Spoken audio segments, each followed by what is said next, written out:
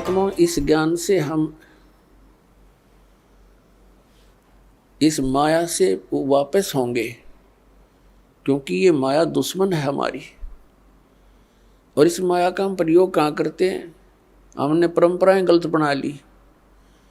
विवाह करते समय पूरा ड्रामा कर बैठते हैं।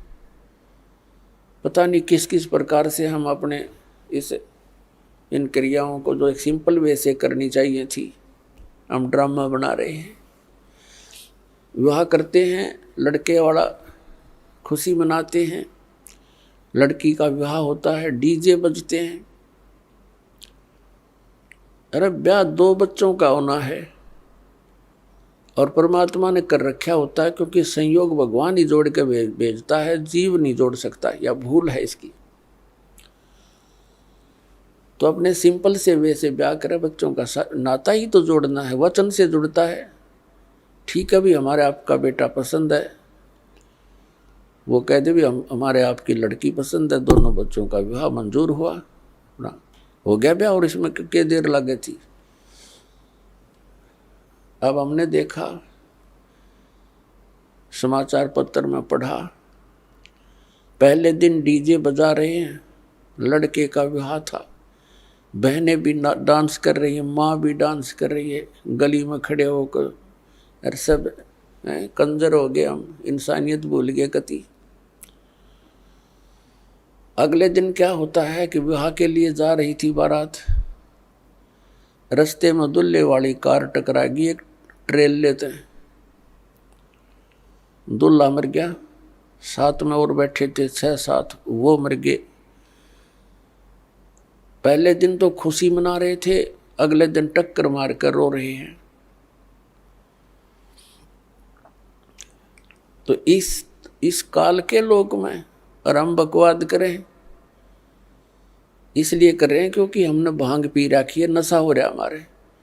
नशा उतर जाएगा जब ये चीज़ आपने ऐसी दुश्मन दिखाई देंगी जो ड्रामा हम करते हैं। एक समय नानक साहिब जी के पास भक्त कोई व्यक्ति चले गए और कहा, महाराज जी आप ऐसे रहते हो खोए खोए से, आप कभी खुश नजर नहीं आते, आपका चेहरा ऐसा रहता है जैसे महादुखी प्राणी होया करे, और आप तो महापुरुष हो, आपको काहे की टेंशन है? तब नानक साहिब जी ने कहा, भी ना जाने काल की कर डारे, और किस विध ढल जा पासावे, और जिन आते सरते मौत खुड़क दी, उन्होंने केड़ा हंसावे। अब ना जाने कब के बिजली गिर जा, 1 सेकंड का भरोसा नहीं, 1 सेकंड का। और हम फिर भी यहाँ फूले नहीं समाते। तो ये हमारी इस अज्ञान का ही कारण है, और इस भांग जो हमने पी रखी है माया की, इसका प्रभाव है। ये सत्संग से, परमात्मा की भक्ति से, ये एंटीबायोटिक है, इस भांग का नशा तार देंगे, उतर जाएगा। ये उतरने के बाद देखना फिर कितना आपका वजन हल्का होगा, आपकी रुचि नहीं रहेगी कितने सांग सिनेमा देखने की। आप ना सोचोगे क्यों समय बर्बाद किया, या तो मालिक की चर्चा चलेगी, या सत्संग सुनने दिल करेगा, या फिर अपनी सुबह शाम दोपहर की क्रियाएं, और फिर मंत्र दिन में। इतना बिजी शेड्यूल हो जाएगा आपका, बकवाद करने का समय कौन मिले। और कभी समय मिलेगा तो रुचि नहीं बन सकती है, क्योंकि आत्मा स्वीकार करे नहीं, बहुत दिन हो गए इसने ये बकवाद करती ने, इसका कुछ भी हाथ नहीं लगा। तो पुण्यात्माओं, हमने अपने सिर पर आप वजन घना रख लिया है। सबसे पहले तो हमने इस विवाह के ऊपर खर्चा कति बंद करना पड़ेगा। फिर हम कोठियां बनाते हैं, सिंपल मकान बनाओ, ठीक है, जिसके पास 2 पैसे हैं वो भी अपना हिसाब का ही मकान बनावे, लोग दिखावा नहीं करें। तो उसमें हमें भक्ति में ज़्यादा समय मिलेगा, हमारी टेंशन खत्म होगी। अब जैसे हम त्यौहार मनाते हैं, इस अब जब तक ज्ञान नहीं था तब तक हम कुछ भी मना लेते, अब ज्ञान हो गया कति रुचि नहीं बनती।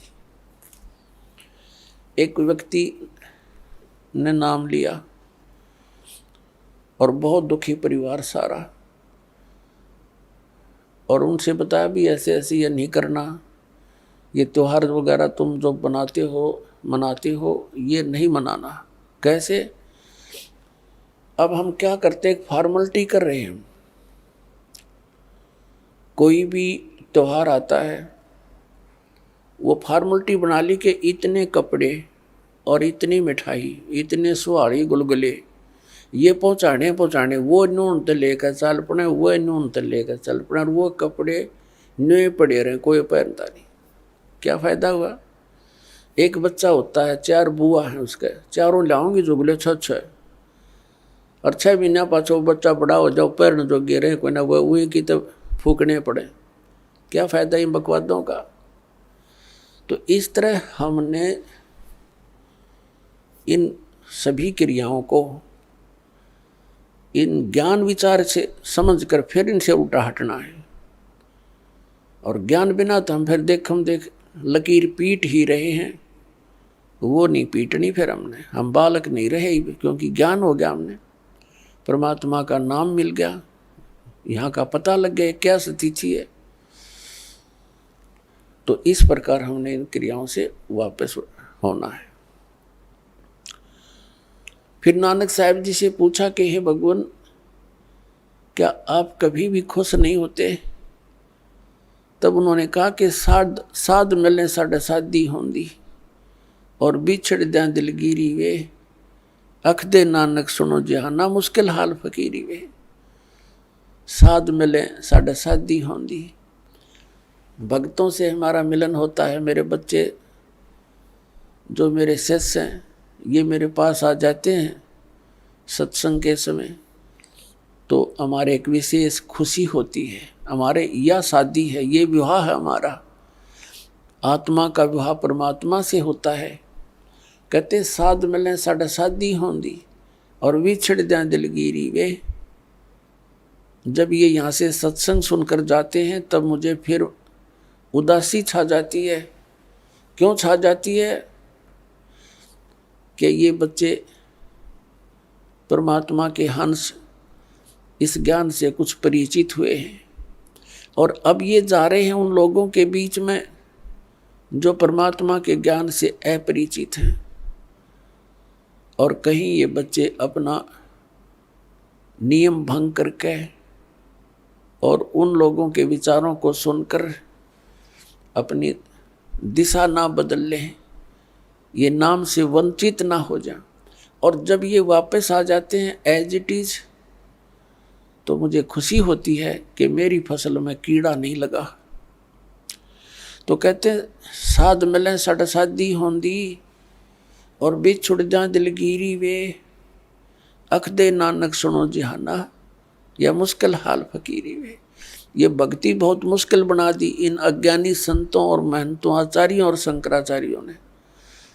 परमात्मा से दूर कर दिया हमारे को, तत्व ज्ञान रहा नहीं, सदग्रंथों का ज्ञान हम तक पहुंचा नहीं, लोक वेद बना करके हमारे को ऐसे दंत कथाएं सुनाती जिनका कहीं कोई सिर पैर नहीं। तो पुण्यात्माओं, अगर आप खुशी मनाओ तो उस दिन की मनाया करो जिस दिन आपने नाम मिला। कबीर साहब कहते हैं जिस दिन सतगुरु भेंटिया 100 दिन लेख जान और बाकी जन्म गंवा दिया बिना गुरु के नाम। जिस दिन आपको उपदेश मिल गया आपका वो जीवन मनुष्य का उस दिन से जन्म समझ लेना। उससे पहले आपका मनुष्य जीवन नहीं था, लेकिन शरीर बेशक मनुष्य का था। जा दिन सतगुरु भेंटिए 100 दिन लेख जान, बाकी समय व्यर्थ गया तेरा बिना गुरु के नाम।